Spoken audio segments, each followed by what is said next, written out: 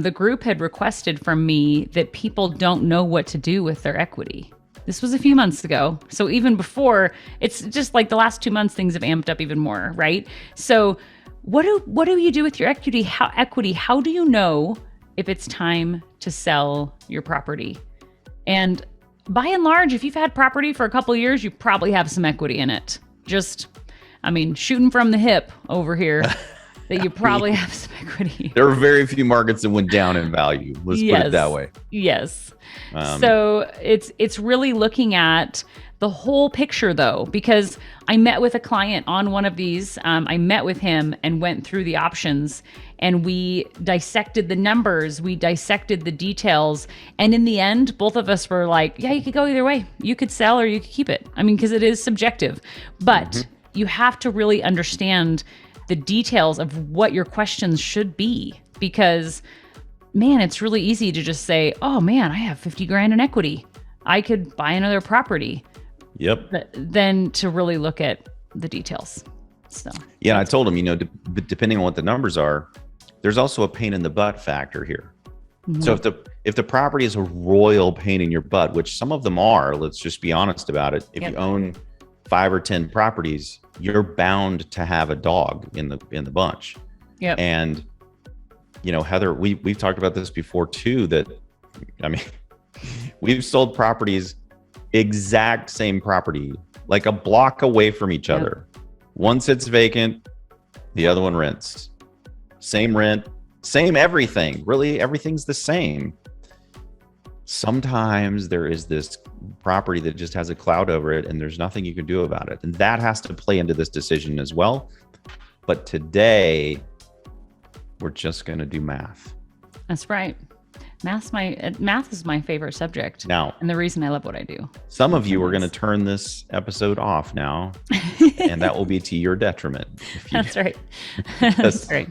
Because some pretty financially savvy people in this room, there must have been 50 or 60 people in there, and they just didn't know how to do this. So without further ado, we're going to do an example of a property. It doesn't really matter where this is, but this one happens to be in North Carolina. So it doesn't really matter that it was built in 1981. Here's all the cool facts that you don't need. House was built in 1981, purchased in 2016, all kind of irrelevant for what we're going to do, but fun facts anyway. Bought it for $80,000. So it's actually $79,900, but we're going to make the math as easy as possible on your drive today or whenever you're listening to this. So I'll just say really quickly, if you're not driving and you can write this down, just write it down. Yeah. Not type it, actually write it down so that you can watch how this flows. Okay. And if you're old school like me, you can draw the line, you can do this, you can do all the cool old school math that actually gets the right answer. Please, nobody do. What's the new math called, Heather? Oh, I can't remember what it's called. Whatever that stupid new math is, don't do that. The triangles. Okay. Yeah. Yeah. Okay. Common Core. Don't do Common Core. Don't do Common Core math, or you'll get a wrong answer. Maybe that's what everybody there was doing. Common Core math. It could be. Could be. That could be the problem. Okay. Purchase for $80,000 with 20% down. Okay. So if you get your calculator and you need it, it's okay to break it out. You're going to need that number, the 20% down number. Okay. Now, before somebody comments that there's closing costs and a whole bunch of other things, we're trying to keep this really simple. Okay. Money in, 20% down. 20% of 80,000 is 16,000. Okay.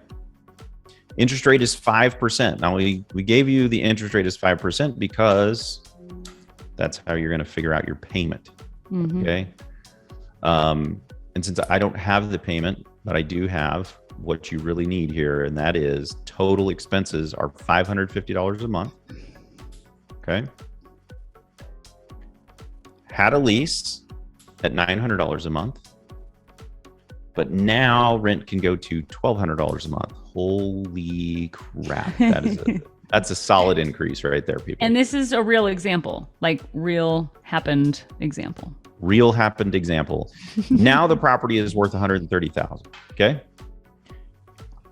So then I just asked the room, with all of that information, should you keep it or should you sell it?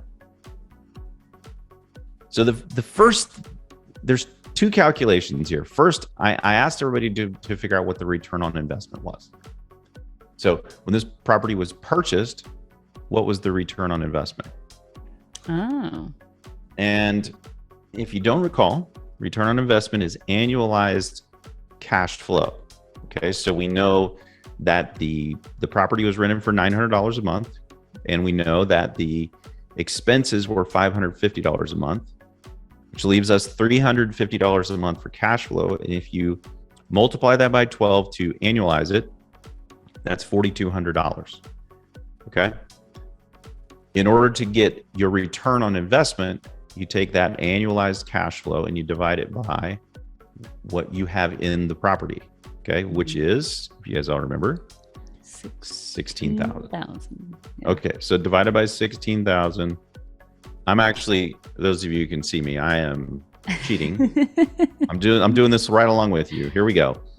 That is a 26% cash on cash return.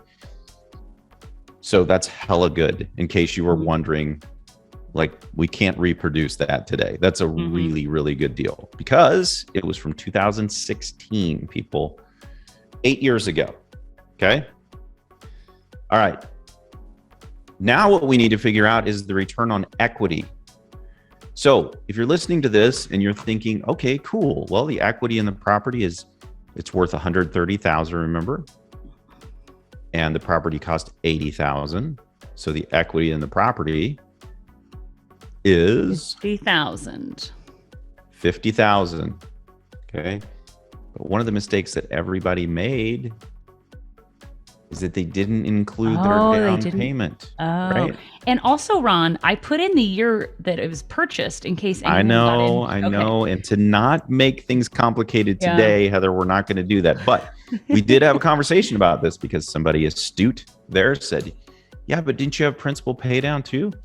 Yeah, actually 8 years of principal pay down. Well, at least 7 years of principal pay down, right? And that's not insignificant either. But let's just keep the math super simple. Okay. So we have $50,000 worth of equity that the market gave us. Thank and then you. Heather, we've got another 16. So we're at 66. Okay. Yep. Now, how do we figure out return on equity, Heather? Take your annual cash flow that we just calculated, but at the new rent. Are you doing it twice with the old rent and the new rent, or just let's do both, because let's just make sure, because if you don't have this crazy substantial increase in rent, then you would just be where you are, right? So let's say you just have a tenant in the property, they're still paying you $900 and you've got $50,000. Let's do the math. Okay. Yeah. So it'd be $4,200 in annual cash flow when it's leased at $900, and you divide that by the $66,000. I also have a calculator pulled up, and that is 6.3%. Okay. So at this point, you've got some. This is where the subjective piece comes in. Okay. There's no right or wrong answer to this, by the way. Okay. What we need to ask yourself is, okay, can I do better than 6% cash on cash return? And the answer is absolutely you can.